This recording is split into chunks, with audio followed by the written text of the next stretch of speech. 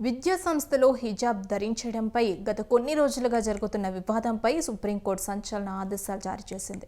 దేశంలోని వివిధ రాష్ట్రాల్లో అప్పుడప్పుడు హిజాబ్ వివాదం రేగడం పెను దుమారానికి కారణమవుతోంది.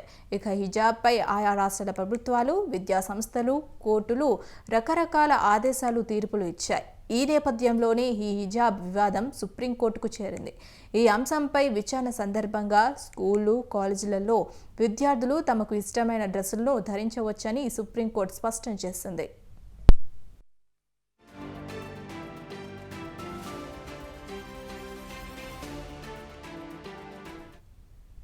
ఇక సుప్రీంకోర్టు తీర్పుతో తెరపడినట్టేనని రాజకీయ విశ్లేషకులు అంటున్నారు.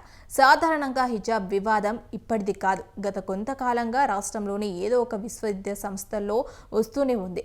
అయితే ఈ వివాదం చెప్పాలంటే జనవరి 2022 నాటిది. హిజాబ్ ధరించిన 6 బాలికలు ఉడిపిలోని ప్రభుత్వ కళాశాలలోకి ప్రవేశించకుండా నిరోధించారు. విద్యార్థులకు యూనిఫామ్ నిర్దేశించే హక్కు విద్యా సంస్థలకు ఉందని ఆ కాలేజీ యాజమాన్యం పట్టుబట్టింది. ఆ నిర్ణయాన్ని అప్పుడప్పుడు అధికారంలో ఉన్న బీజేపీ ప్రభుత్వం, హిందూ అనుకూల గ్రూపులు గట్టిగా సమర్థించారు. అయితే ఆ సమయంలో విద్యార్థుల ర్యాలీలు, ఆందోళనలు కర్ణాటక రాష్ట్రంతో పాటు దేశంలో కూడా పెద్ద చర్చే నడిచింది.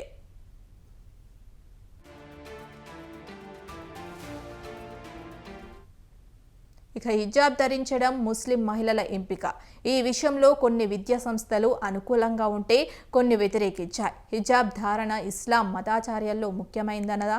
మతాన్ని అవలంబించే స్వేచ్ఛ, సంస్కృతి, వ్యక్తిగత గోప్యత, హుందాతనం హక్కుకు సంబంధించిన రాజ్యాంగపరమైన ప్రశ్నలు ఉన్నాయి. అయితే విద్యకు సంబంధించిన హిజాబ్ను చట్టబద్ధం చేసే నిర్ణయాన్ని సుప్రీంకోర్టులో చాలా పిటిషన్లు దాఖలయ్యాయి. ఇటీవల కాలేజీ క్యాంపస్లో హిజాబ్ ధరించడాన్ని నిషేధిస్తూ మహారాష్ట్రలోని ఓ కాలేజీ ఇచ్చిన సర్క్యులర్పై సుప్రీంకోర్టు స్టే విధించింది. ఈ సందర్భంగా అత్యున్నత న్యాయస్థానం కీలక వ్యాఖ్యలు చేసింది. విద్యార్థుల పేర్లతో వారి మతపరమైన గుర్తింపు బయటపడినట్లయింది.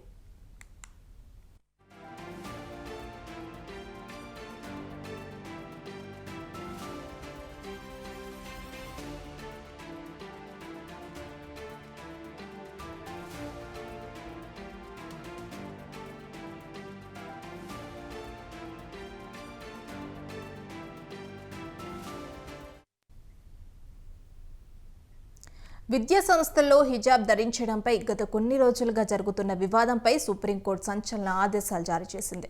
దేశంలోని వివిధ రాష్ట్రాల్లో అప్పుడప్పుడు హిజాబ్ వివాదం రేగటం పెను దుమారానికి కారణమవుతోంది. ఇక హిజాబ్పై ఆయా రాష్ట్రాల ప్రభుత్వాలు, విద్యా సంస్థలు, కోర్టులు రకరకాల ఆదేశాలు, తీర్పులు ఇచ్చాయి. ఈ నేపథ్యంలోనే ఈ హిజాబ్ వివాదం సుప్రీంకోర్టుకు చేరింది.